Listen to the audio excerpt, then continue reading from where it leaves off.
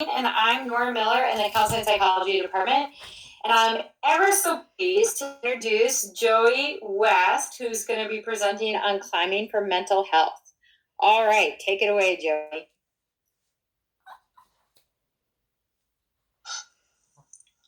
Hello, everyone. Thank you guys for joining me. Even though I had pictured this a little bit differently, I'm glad that everyone's still here and joining me virtually. Without further ado, I am Joey West, and my senior presentation is on climbing for mental health. I have been interested in investigating and researching the psychological influences of rock climbing for just about 2 years now. Growing up, I had been to just a few climbing gyms for birthdays or other events and hadn't really considered myself a climber until I came to APU. During my first year at APU, I spent most of my early days bouldering in the gym. I spent a lot of time climbing with friends, watching them and learning. I quickly progressed from bouldering in the APU gym to top rope climbing at the Alaska Rock Gym. It was at APU that I learned the skills I needed to progress with classes like climbing systems. Unfortunately, this image is supposed to be a moving GIF, but due to translating it into Blackboard, it's a still image. It's unfortunate.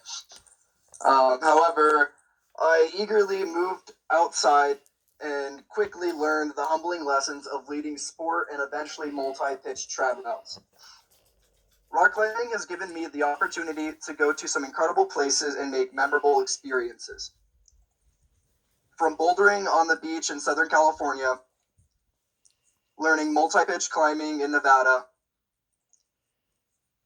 to even leaving the country for the first time to trad climb in Canada. In my short 4 years of climbing experience, I feel that I have learned a lot.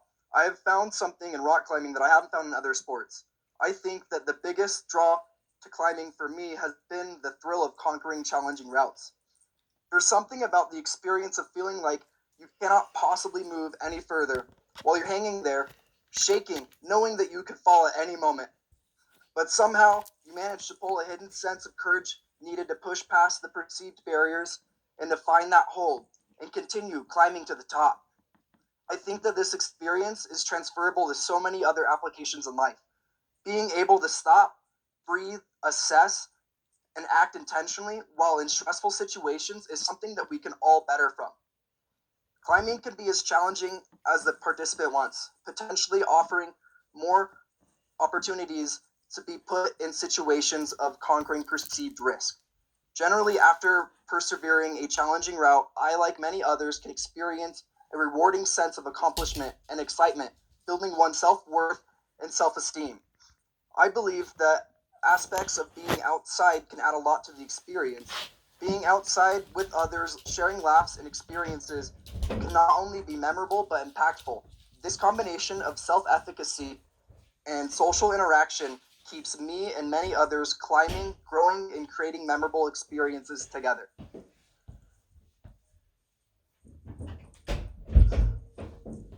Rock climbing can be used as a form of adventure therapy, and adventure therapy is best described by Michael Gass as the prescriptive use of adventure therapy experiences, the prescriptive use of adventure experiences provided by mental health professionals, often conducted in natural settings that kinesthetically engage clients on cognitive, affective, and behavioral levels. Gass continues explaining this as a direct and active focus on the client with the use of positive influences of nature, positive stress, and the strong ethic of care and support to focus on positive changes in the client's present and future functional behavior. Adventure therapy programs often use activities like rock climbing, backpacking, hiking, sailing, and much more as prevention, early intervention, and treatment for people with behavioral, psychological, and psychosocial issues. Rock climbing is one of many forms of physical activity and can offer not only physical growth but mental growth as well. Research from 2015 explains bouldering challenges not only the physical but the cognitive and emotional resources of the individual and continues by suggesting that bouldering offered an increased self-efficacy with the mastering of bouldering problems that can be seen and felt directly within a short period of time. As stated by researchers in 2011, overcoming the challenges of reaching the top while sport may elicit strong feelings of mastering a difficult task, resulting in successful experiences, increasing confidence and self-efficacy. I saw this project as an excellent opportunity for me to combine my interests in not only rock climbing but also with psychology. And I was further interested in pursuing this due to the lack of research available on the subject. Most of the research available is by German researchers or strictly in German. So the research is pretty limited. Unfortunately, there are limiting factors for those who intend to use rock climbing therapeutically. One of the main notable factors being space to practice.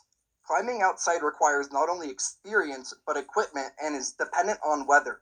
Therefore, rock gyms would be ideal but can be busy and expensive. Contrary to stereotypes, rock climbing can be enjoyed by a wide range of people. The sport is enjoyed by those both old and young, and with advancements in adaptive equipment, even more people can enjoy the sport. You can see here that there are pregnancy-safe harnesses, and with recent advancements in auto belay devices, can support climbers up to 330 pounds. People with all sorts of physical limitations can be successful at the sport. I think a great example is arguably Tommy Caldwell, who is one of the most well-known names in rock climbing industry. And while he has 9 fingers, may not seem as severe as other physical limitations, him and many other people have proven very successful at the sport. Within the reviewed literature, several conditions were observed while receiving rock climbing clinics. These conditions range from behavioral issues to anxiety, depression, autism, PTSD, multiple scoliosis, and cerebral palsy. Many of the studies focus more on the physical, therapeutic uses of rock climbing, as here I will be focusing on the psychological impacts.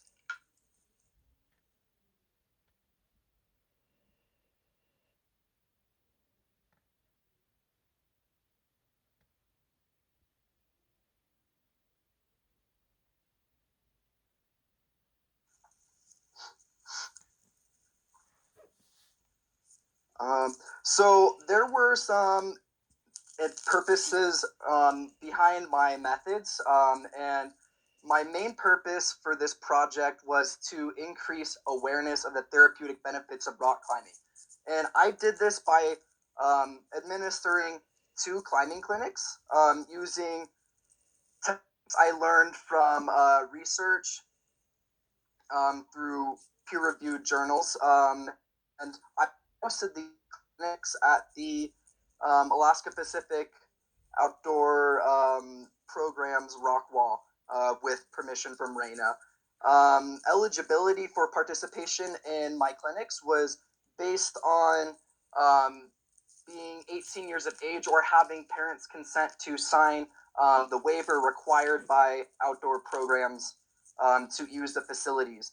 I recruited my participants through Renee George's Creativity for Healing and Growth class, and for the second clinic from Nora Miller's Abnormal Psychology class. Yeah. My first clinic was hosted on January 16th, and I set a focus for the clinic to be on team building exercises. So we opened the clinic with trust exercises where participants were encouraged to move themselves around the room depending on their comfort levels. And then we went into safety and movement before doing any climbing.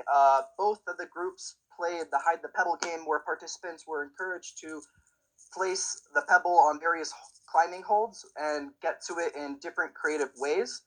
Um, both clinics received blindfolded top rope climbing, which was a way to get them to trust other people and to trust that they can fall and be safe. And also to get them further out of their element, taking away their eyes, exposing themselves to feeling the wall in different ways.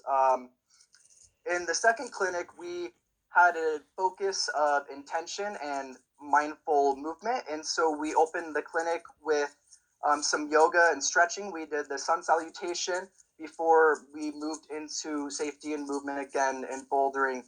The other different thing in clinic 2 was the participants were encouraged to do top rope down climbing as a way to focus on moving downwards without being lowered and focusing on the intentional movement to do so. So at the end of both of my clinics, I collected verbal feedback. But at the end of my second clinic, not I, but Nora Miller obtained written feedback from the participants, as it was her class that was in there. And in her absence, she wanted to understand how things worked. And so she asked the students for feedback, and this feedback was shared with me anonymously.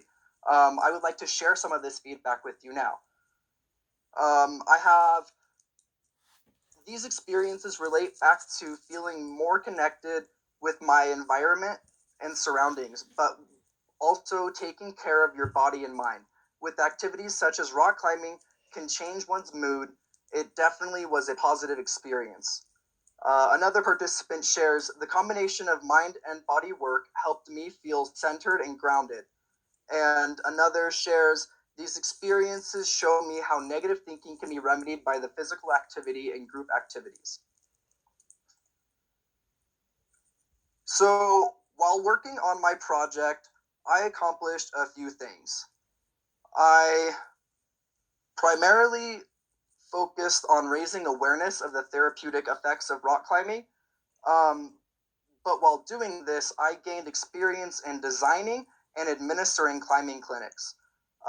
In my clinics, I saw them as an opportunity for the community to build and also for individuals to have self growth and experience team bonding exercises. Um, I think that some of these participants really summarized the experience quite well, and I'd like to share that with you. Um, I think all physical exercise, one, allow you to increase built up tension, and two, this one in particular was an esteem building activity. Rock climbing has the potential to make individuals feel accomplished in the end. Everything in life is a process, and you work through that. So this relates to that. You have a goal to reach and a process to get there. Another participant shares, generally I take lots of walks to decompress from heavy mental loads or bad emotional space. And this was a different but equally rewarding experience that I will attempt to use again in the future. I was so ecstatic to hear that people were genuinely interested in potentially using this further in their life. This was also one of my goals, and I'm glad that it was achieved. I experienced several setbacks and limitations, of course.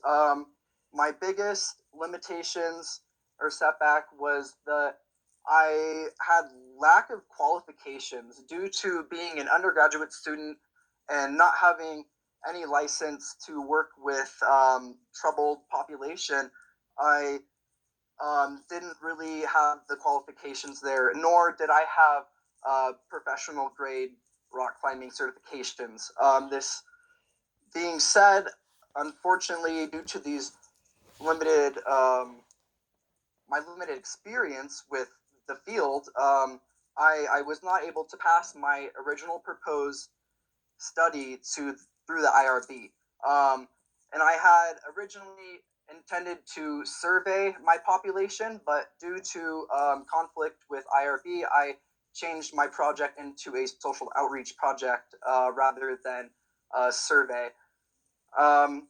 Of course, we are all being affected by the COVID-19 pandemic right now, and of course, my project has been affected by this, and primarily being that my third clinic that was scheduled for March 28th was canceled due to the public shutdown of the school and much else of the country.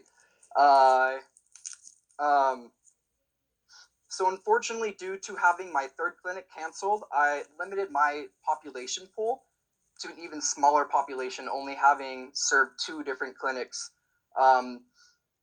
And on top of all of this, Saturday I was practicing my presentation and my computer broke. So here I am presenting on somebody else's computer. It's been one hectic ride this semester. There are several things that I would have done differently if I could have.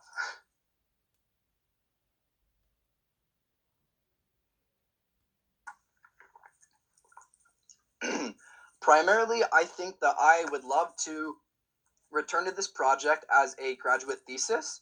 If I were to return to this project as a graduate thesis, I would include my surveys that I had originally intended to use, being the PANAS survey, PANAS questionnaire, and I would have a general intake survey.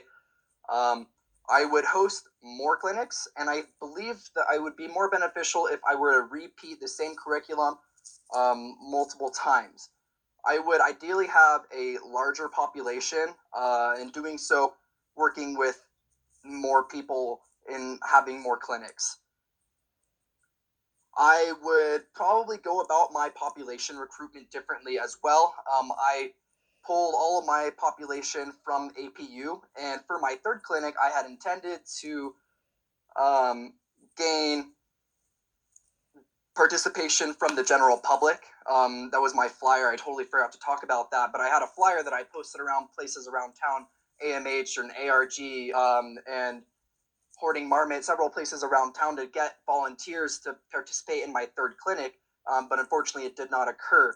And this is something I would prefer to have had a general population or even a troubled population. I would ideally have more administrators helping me put on the clinics and maybe even designing them. I had some volunteers that helped me belay participants and set up anchors and whatnot. Ideally, if I were to return to this project, I would be more qualified. I would have not only my BA, but potentially a master's, and have AMG certifications in probably single rope, single pitch instructing or indoor climbing instructing equivalent. This is something that I have seriously considered as a career path, and I have been instructing rock climbing through Trailside Discovery Camp for the last 2 summers, and this is something I really enjoy, and hopefully I will get to be working with this field a lot more in the future.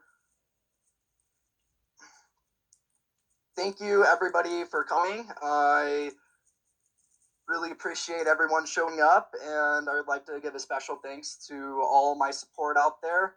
You guys are awesome, so thank you guys for coming.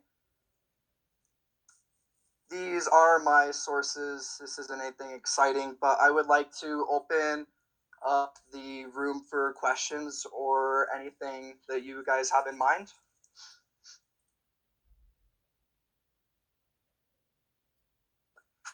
Joey, how does one overcome their fear of rock climbing?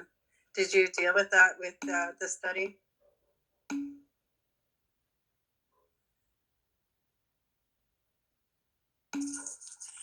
Yes, I did to some degree.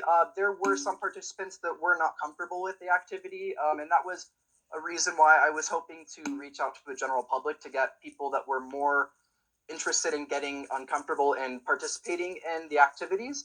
That being said, having rope systems and crash pads is a really great way to protect clients, and it's actually very safe. And I would encourage clients to try top roping, as there is very low risk involved, and participants only move about an inch or so when falling, and it's actually really comforting to feel like you're able to be caught and there's no consequence involved. Okay, awesome. Thank you.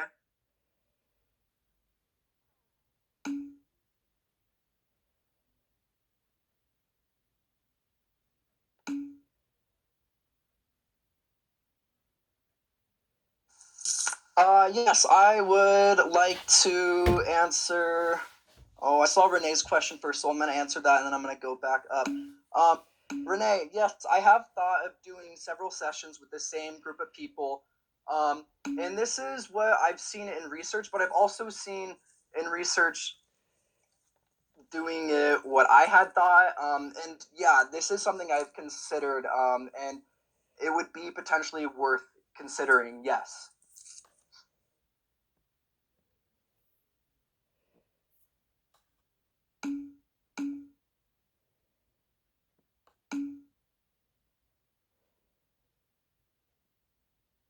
I'm going to go back and answer Rebecca's question.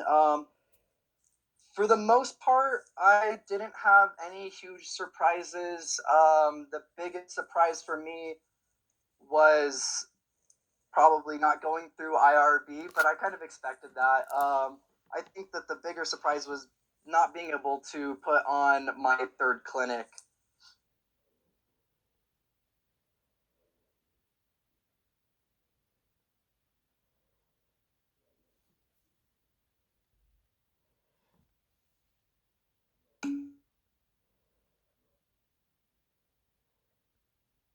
Looks like Carolyn has a question, Joe.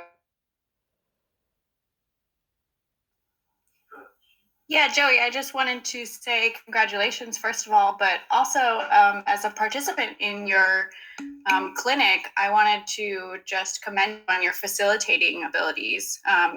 You did an amazing job, and I thought you led it so well, and it definitely was your passion, and I could see you going pretty far in this. So good job.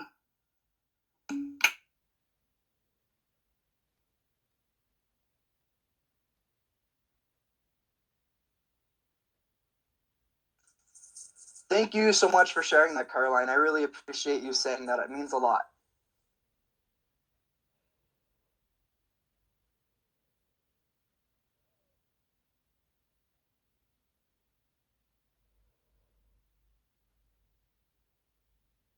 Okay, if there's no other questions, then Joey, you are officially done. Congratulations on a great presentation and great project. I think you did a lot considering the time constraint and that things got shut down pretty quickly. Good job getting those clinics done in January and early February. And so with that, Joey, congratulations.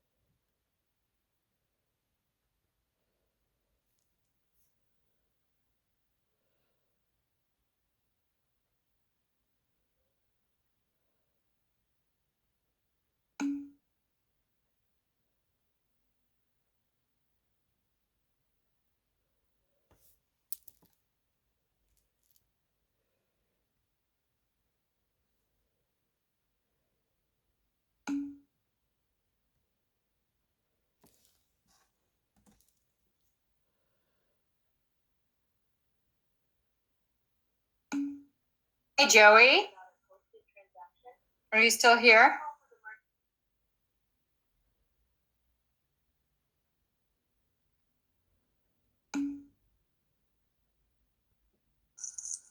What was that, Nora? I think you cut out there.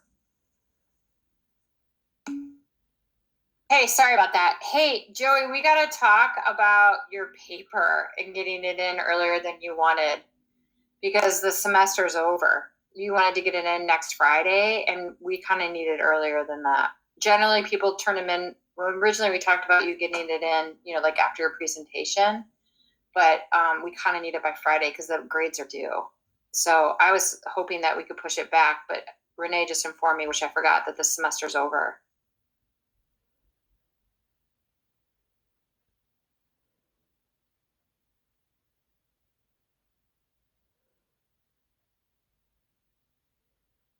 Did you hear me, Joey?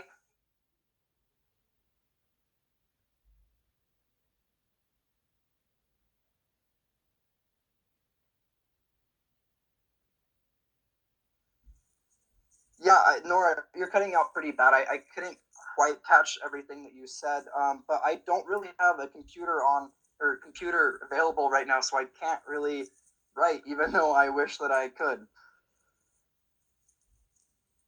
Okay, I guess we're just gonna aim for the 25th, and then we have to meet you on the 28th in a Zoom room because we have to go over your presentation. Can you hear that? I'll Okay, email you it. Okay. And I could probably get it done before then. I have finals up until Wednesday next week.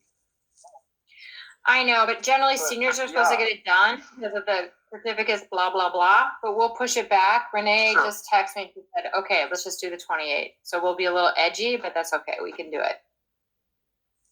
Okay, thank you for All understanding. right, so then get it in on the 25th, and then we will meet no matter what on the 28th. We'll either do a Zoom room or something like that. Does that sound good? Okay. And just Yeah, make that time on the sounds fantastic. 28th. We're flexible, okay? So give me a Okay. time to meet on the We 28th. will check in before then. Okay, sounds good. Thanks, Absolutely. Joey. Congratulations. Thank you, Nora. Bye.